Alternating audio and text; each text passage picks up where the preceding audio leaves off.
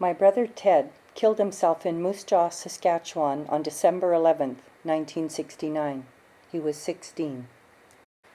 He left a suicide note, but it doesn't begin to explain.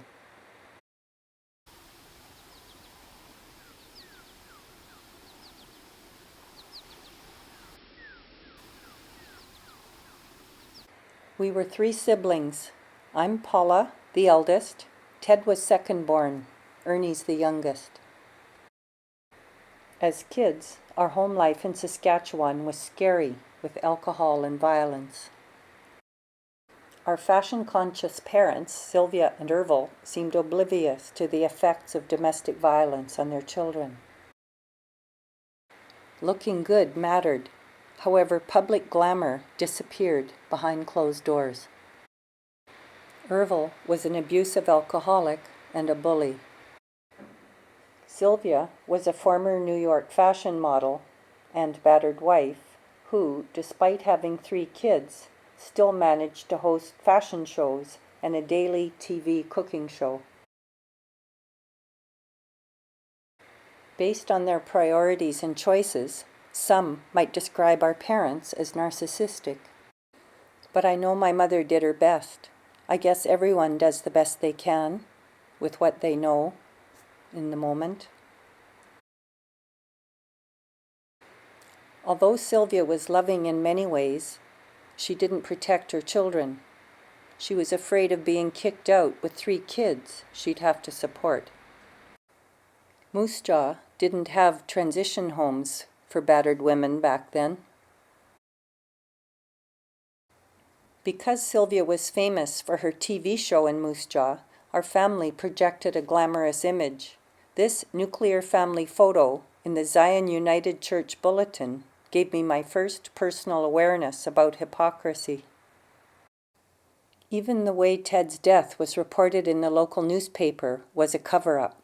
He did not die suddenly in the hospital, as this clipping says, but telling the truth about suicide was taboo. This is a more accurate family photo. Ted is beside me. I'm the 5-year-old in white gloves, disciplining everyone. Can you see the scars on Ted's head? He was born with fluid buildup in his skull, perhaps because Sylvia was kicked in the belly while pregnant. An operation for brain swelling left Ted with scars on both sides of his head. School kids called him Frankenstein. Although we hardly noticed seizures, Ted was diagnosed with petit mal, nowadays known as childhood absence epilepsy. Medical research says epilepsy is a factor in youth suicide. Domestic violence, social isolation, and abuse also play a role. Our father, Ervil, often belittled Ted for being clumsy. Brother Ernie remembers Ervil slapping Ted just a few hours before he killed himself, belittling Ted for trying to clean paint on the family car. Ervil sneered at his son and often called him Stumblebum. One of Ted's rare childhood friends described his life-changing experience with Ted's suicide. In grade 7, Ted and I became friends one day after school when I saw a bunch of boys kicking and slapping him. I'm no thug, but I was in martial arts, so I gave the biggest bully around Ted a shit kicking. As soon as the bully fell, the rest of the gang walked away. Ted could not believe someone stood up for him. From that day, we started chumming together. Ted was like a deer in the headlights. He was tall, uncoordinated, gangly, very thin, no good at sports.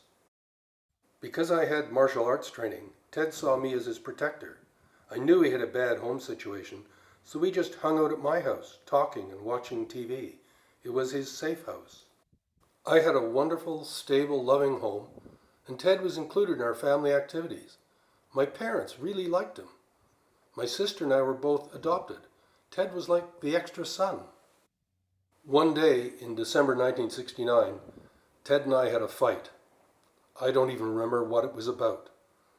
Ted had limited social skills. He didn't know how to manage day-to-day situations. We had harsh words, and I told him I was ending our friendship. The next day, he committed suicide.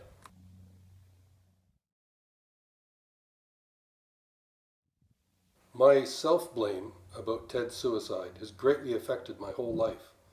My folks loved Ted so much. I could never tell them about our fight. They don't know how guilty I felt. For years, I've blamed myself for walking away after our fight.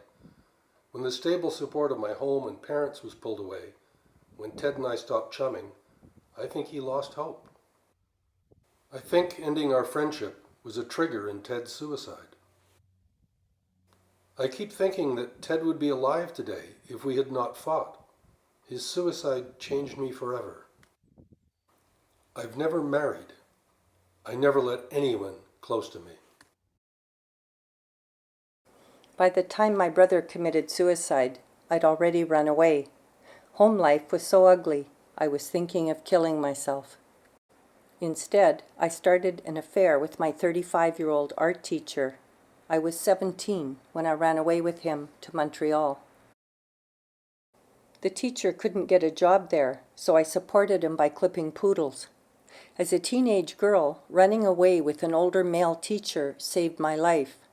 As a 16-year-old boy, however, Ted did not have the same option. I was 19 on December 11, 1969, when I learned the news. I stared at the red arborite kitchen table in Montreal as my mother explained what happened. Our parents were out buying a Christmas tree, and during a fight with his brother, Ted kicked a hole in the bathroom door of our rental house. Ernie predicted he was going to get a shit-kicking when Dad got home. By the way, our house already showed many signs of damage, where Ervil routinely smashed Sylvia's head against the drywall, knifed off her fashionable clothes, and burned her with an electric iron. Ted's hole in the bathroom door was inconsequential, but still, he went in the bedroom with a .22 rifle, wrote a note, and shot himself. What makes a 16-year-old boy leave a suicide note saying, "Mom, I hate everyone"? Is it depression, social isolation, lack of impulse control due to epilepsy, domestic abuse, battering, lack of perspective, school bullying, a hateful father? Home was not safe. School was not safe. Ted had no one to stand up for him.